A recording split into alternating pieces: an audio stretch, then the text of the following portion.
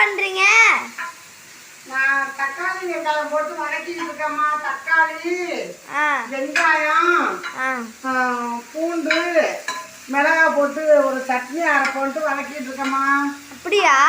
தோசைக்கல்லு வேணா நம்ம பாத்திரம் அதிகமா செலவு பண்ணாம தோசைக்கல்லே வதக்கிட்டு இருக்கேம்மா. வதக்கி சட்னி அரைச்சிட்டு சொல்றேன். சரிங்க வா. தோசையா ஊத்தாப்பமா? ஊத்தாப்பம்மா. நைட் நேரத்துல மொறுன்னு தோசைன்னா சாப்பிட முடியாது, அதுக்காக ஊத்தாப்பம் ஊற்றிருக்கேன். இப்ப வெங்காயம் தக்காளி சட்னி அரைச்சு சாப்பிடலாம். சரிங்க வா.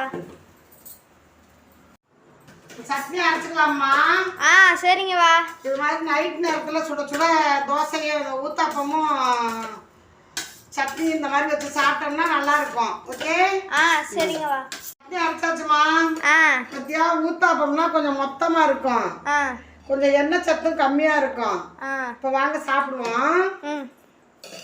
இது போல மெது மெதுன்னு சின்ன குழந்தைங்களுக்குலாம் கொஞ்சம் எண்ணெய் நிறைய விடாம சுடணும் அப்படின்னா இது மாதிரி சுட்டு கொடுத்தோம்னு வச்சுக்க, குழந்தைங்களும் விரும்பி சாப்பிடுவாங்க, பெரியவங்களேயும் சாப்பிட்டுக்கலாம். நம்ம ஒரு வயசுக்கு மேல எண்ணெய் நிறைய சேர்க்க கூடாதுல்ல, அதுக்காக சூப்பரான தோசை. வாங்க ஃப்ரெண்ட்ஸ், ஊத்தாப்பம் சாப்பிடலாம்.